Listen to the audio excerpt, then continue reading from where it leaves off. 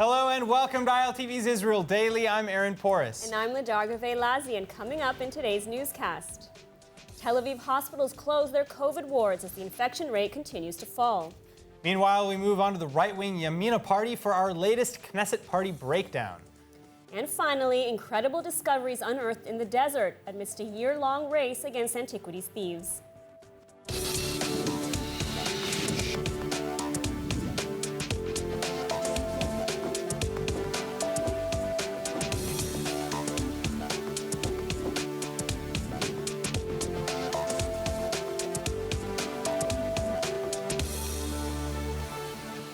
Israel is continuing to see a decline in cases of the coronavirus as more of the country is slated to open up, and over 5 million Israelis have been vaccinated. So is this the beginning of the end of the pandemic in Israel? Well, while the coronavirus pandemic in Israel is far from over, there is light at the end of the tunnel, as the health ministry is reporting just 2,003 new cases overnight, making for a 2.4% positivity rate. And of those infected, 602 are in serious condition, including 211 on ventilation. Additionally, Tel Aviv's Ichilov hospital announced on Monday it was shutting down its last coronavirus ward and transferring the 18 remaining patients to another facility. Despite the good news, there have been over 6,000 deaths from the virus, including a young pregnant woman in her 20s with no underlying conditions who died Monday night at Hillel Yafe Hospital. But doctors were able to deliver the baby, who was reportedly in good condition. And again, despite the relatively high death toll, Israel's top public health official, Dr. Sharon Alroy-Price, announcing Monday that the virus is in decline, cautioning only that opening Israel's skies could introduce new variants. And in an interview with Ynet News in Hebrew, COVID czar Professor Nachman Ash, saying that Israel could even potentially reach herd immunity and lift all further restrictions once 7 million Israelis are vaccinated. Which means that if you haven't already, go and get vaccinated. I got my vaccination shots, Aaron. How about you? Absolutely, yeah. And I have to say the Green Pass, which I've already used, is amazing. But beyond that, Israel has more than enough vaccines while the rest of the world is kind of fighting to scrape them together. So there's really very few good reasons I can think of not to go get vaccinated. Agreed. All right, now, while Israel may be emerging from the coronavirus pandemic better than most, its economy has nonetheless taken a very hard hit. The country is facing a major budgetary deficit, a key issue in the new coalition that the new coalition will no doubt have to address. And so here with us is Jonathan Pachafici, chairman of the Jewish Economic Forum, to discuss how the different parties will tackle Israel's economy. Jonathan, thanks so much for being with us. Now, first of all, how bad is the budget deficit? What is the state of Israel's economy? Well, the budget deficit is much less than one is expected at the beginning of this pandemic. And the most important point, in my view, is that the economy shape, in general terms, is much better. And as fast as we get out of this pandemic and the economy starts to open again, we will see the benefit of the vaccination program and the boost of the economy that is having in the last few months. I'm thinking about the tech boost.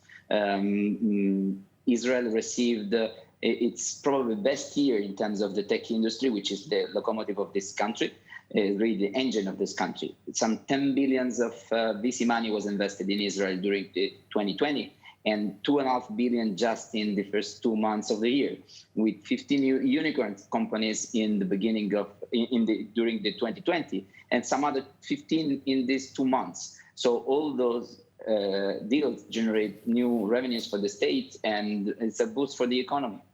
Moving on to how the political parties will handle the economy, let's start with the Likud. How are they going to handle the economy? What's their stance? Prime Minister Netanyahu said repeatedly that he will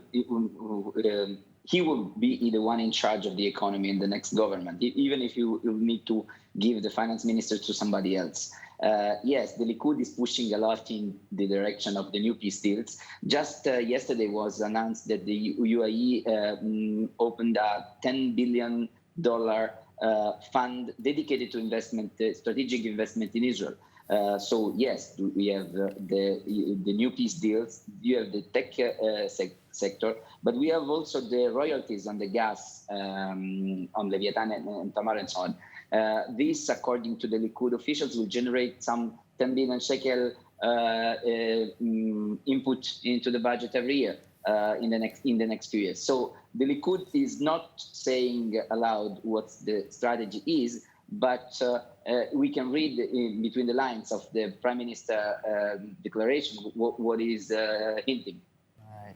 Jonathan Pachafici, thank you so much for joining us. Thank you. And speaking of politics, today marks exactly 1 week ahead of the 2021 elections, and things are heating up. Prime Minister Benjamin Netanyahu calling off a campaign event in the city of Ashkelon in southern Israel Monday night at the last minute, disappointing his supporters. Israeli media initially reported that he canceled the event after receiving a threat from a Gaza terrorist group, and that the Prime Minister wanted to avoid a potentially embarrassing situation like being led off stage as he was on the 2019 campaign trail.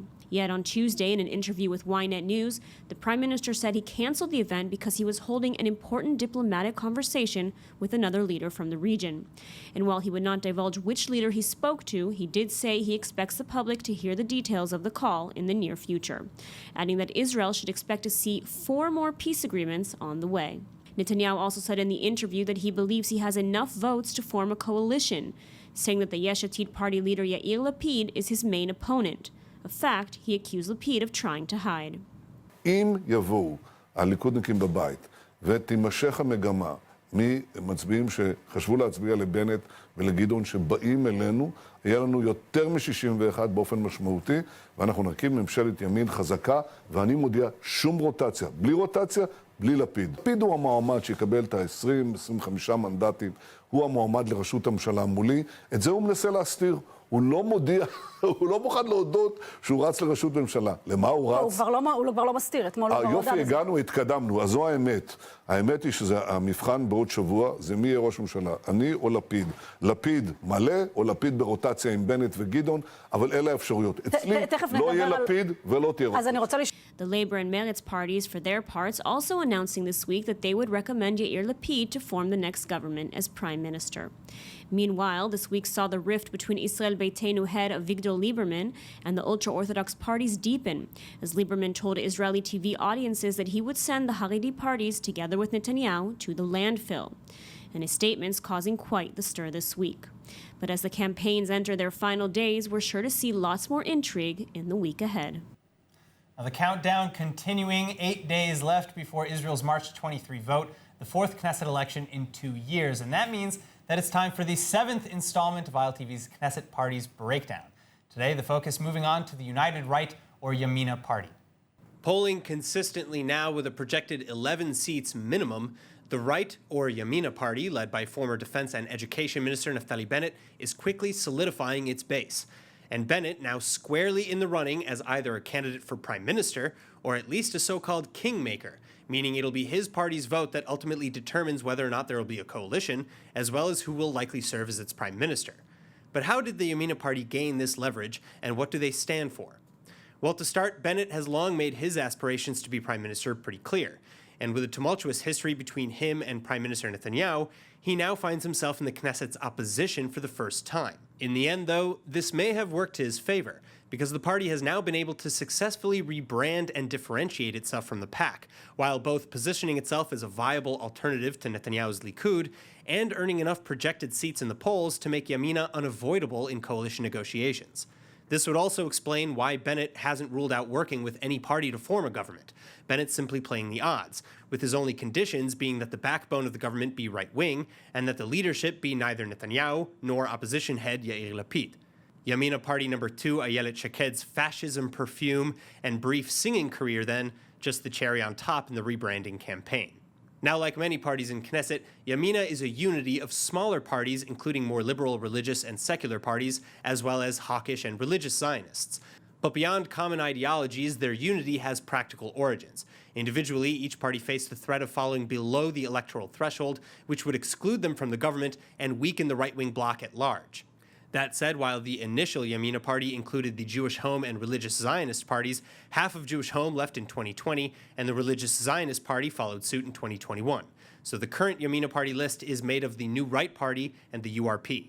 As for their basic principles, they include working to strengthen the Jewish and nationalist identity of the state, opposing the establishment of a Palestinian state and expanding the settlement enterprise, as well as sovereignty over Israeli territories in Judea, Samaria, and the Jordan Valley, breaking up economic monopolies and promoting competition across markets, reforming the balance of power between the Knesset and the Supreme Court, and investing in development of the Galilee and the Negev desert regions.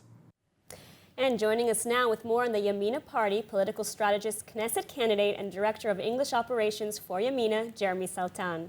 Now, Jeremy, Prime Minister Netanyahu is very confident that he can form a 61-seat coalition with or without Yamina, although he also adds that he's confident Yamina will join, and without Lapid and without a rotation deal.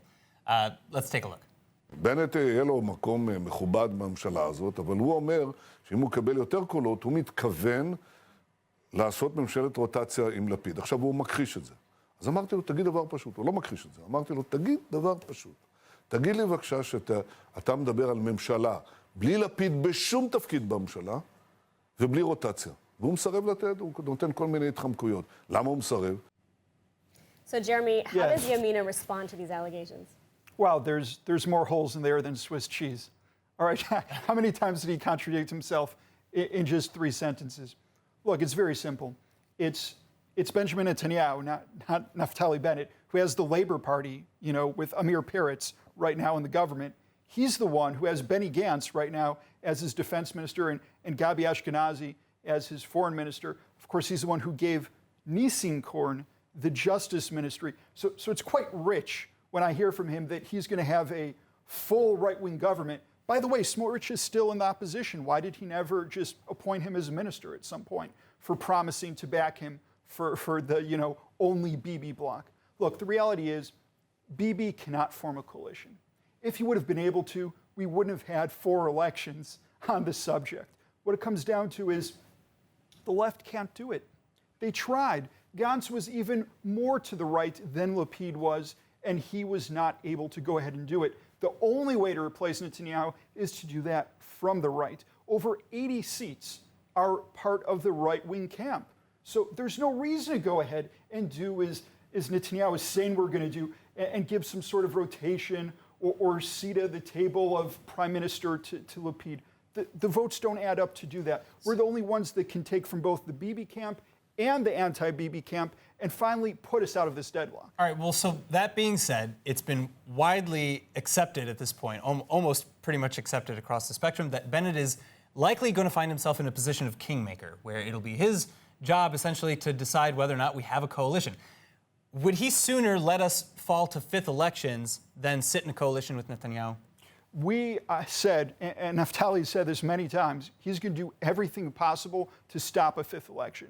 The way Does to stop that... Does that include making a concession that up until now he said he won't make? As you've noticed, Aaron, we are the only party that are not boycotting everybody, okay? We're also the only party that's not being boycotted by anyone else. That means, you keep your options open. You said you wouldn't sit under Netanyahu or under Lapid. Listen, what Bennett has said, and it's very clear, is that he's running for prime minister. What you want to do is get into the hypotheticals and the scenarios of what if and so on. And again, Bennett's been very clear. He said he's going to do everything within his power to prevent a 5th election.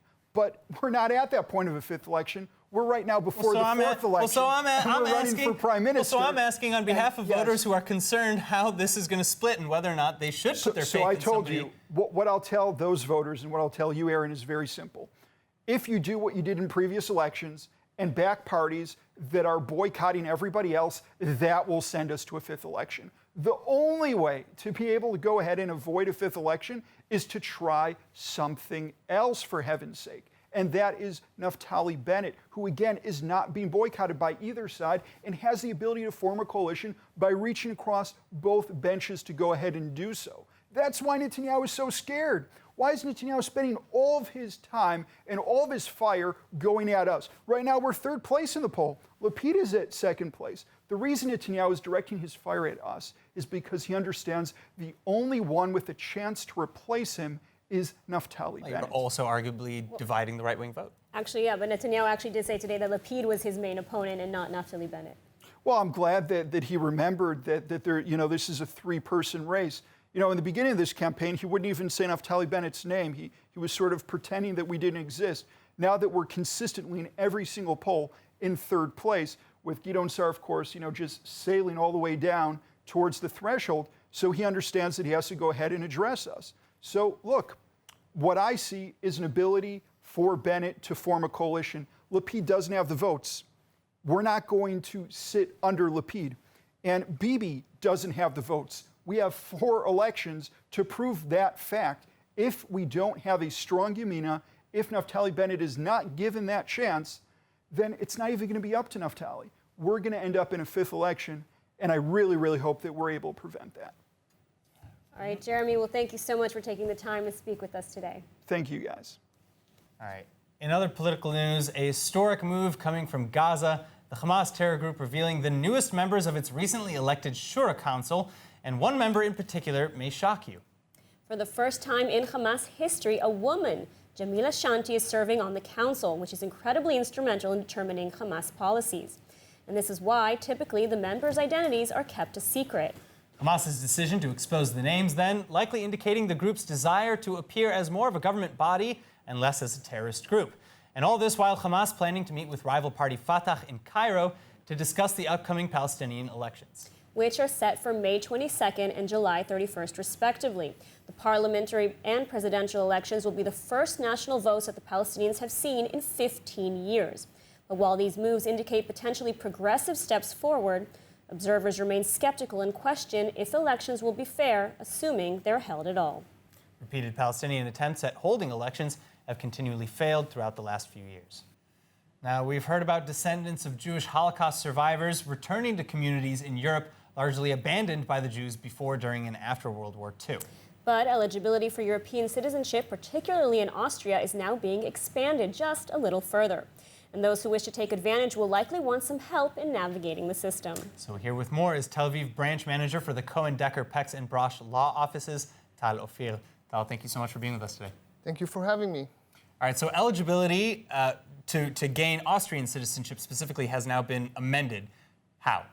Well, the amendment actually broadens the scope of eligibility a lot further, actually.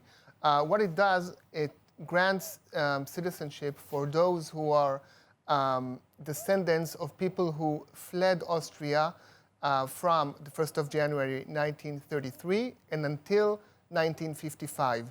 So basically, before the amendment, you can only get citizenship by being a child of a father who has Austrian citizenship. Now there is no gender discrimination. Everyone who is a descendant of a persecuted ancestor is eligible for citizenship. That's the eligibility part. Now I can elaborate about the technicalities of it. Mm-hmm. So basically what you need to show is some sort of record that your ancestor is came from Austria. You can produce this from the Israeli Population Registry or from Austria if there are documents like that available. And you need to produce personal documents of your own, so showing the linkage to the ancestor. And that's where we come in. We help with all the red tape. We go to the government offices. We gather the materials. We authenticate the documents. And finally, we incorporate all the documents, prepare the application, file it to the citizenship department, and you get the citizenship. And what are the benefits of this? I mean, if someone becomes a resident of Austria, what will they be able to do? Well, first of all, citizenship grants you permission to enter to the US, for instance, without requiring a visa for Israeli citizens. You can work in any place in Europe. Residency gives you benefits, social benefits, subsidies, all the good benefits that an Austrian citizen can have, which is great for Israelis that want to spend some time overseas or want to take care of their children's or grandchildren's future. It's a very good option. So who are maybe some of the people who are still ineligible, who arguably do come from Austria? Yes, so people who left Austria before 1933. So if they saw the war coming? Wow, if they saw the war way coming. So yes, that makes them ineligible. The descendants are eligible, but their partners, their husband, wife, spouse, are not eligible. And of course, these legislations come and go. They don't have elections like we do. I saw your last segment, but still, it's we recommend to try to take advantage of this amendment as soon as possible. Now, what does CDPB law offices do to help their clients in obtaining citizenship? And also, sort of, how deep into the process do you accompany your clients? Well, we give like a full treatment or handling of the case from start to finish. So we gather all the materials, like I noted, and we file the application. We follow up with the Austrian government until there is a decision, and eventually go to the embassy in the Austrian embassy in Ramat Gan to get a citizenship. All right, so pretty much you handle. Yes, we cut through Almost the red everything. tape. A lot of times these documents go way back with the government offices, and you have to know your way to get all the documents in order, all the authentications, apostille, if anyone knows, translations, translations, etc. We take care of all of it and save you the legwork. Oh my gosh. All right, well, so if anybody is thinking about moving to Austria or even looking into whether they can move to Austria, please contact Todd Ophir at the Cohen Decker, Pex, and Brosh law offices. Thank you so much, Todd. Thank you very much. Now, in our final topic tonight, antiquities thieves and smugglers long plaguing Israel's preservation efforts. So Israeli antiquities authorities are adopting more preemptive measures, leading to an unbelievable discovery in the Judean desert. Hannah Rifkin with the details. Another one's getting out. He's dusting himself off. He's getting dressed. For years, we chased after antiquities looters. We finally decided to preempt the thieves and try reaching the artifacts before they're removed from the ground in the caves. Anti-looting efforts beginning in earnest back in 2017. Israel antiquities authorities surveying all the caves they could across the Judean desert. But the results unveiled today far exceeded expectations. Fragments of a biblical scroll from the Bar Kokhba period, a 6,000-year-old skeleton of a child, and likely the oldest complete basket in the world, dating back 10,500 years. These are just some of the thrilling discoveries recently unearthed in excavations. We're excavating fragments that no human hand has touched in 2,000 years, and presto, they have landed on our desk. The fragments found are part of the biblical composition of the 12 prophets, books found in the Hebrew Bible. So these are new pieces of the puzzle, and we can add them to our greater picture of the period and of the text. And even though these pieces are small, they did give us some new information that we did not know before. Beyond finding priceless treasures and outpacing looters, though, the work itself involving great risk. IAA directors praising the desert team for their exceptional courage in rappelling down caves, digging and sifting through dirt, and for enduring thick and suffocating dust for years on end. Survey in this scale was never conducted in the Judean desert. We surveyed more than 100 kilometers of the cliffs of the Judean desert, and you can see the results. And now let's take a look at the weather forecast with Hannah Rifkin. Hi guys, so we'll be seeing clear sunny skies tomorrow throughout the country, and lows tonight expecting to be in the 40s and 50s or ranging from 6 to 15 degrees Celsius. Highs tomorrow expecting to reach the mid to upper 60s, 70s in the south, or between 18 to 23 degrees Celsius. Back to the studio now. And now, before we go, let's take a look at what's going viral in Israel.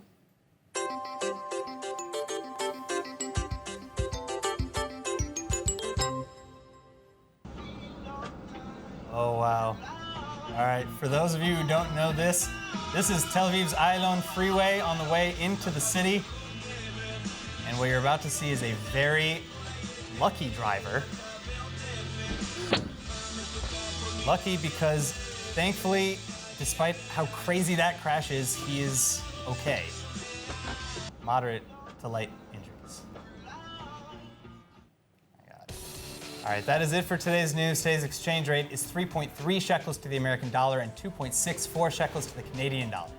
So for more news from ILTV, please like ILTV on Facebook, follow us on Instagram, and subscribe to our YouTube channel. Don't forget to visit the all-new and improved ILTV website at iltv.tv and subscribe to our newsletter for the latest updates while you're there. I'm Ladar Gavei-Lazi. And I'm Aaron Porras. Stay healthy, be well. Thank you so much for watching.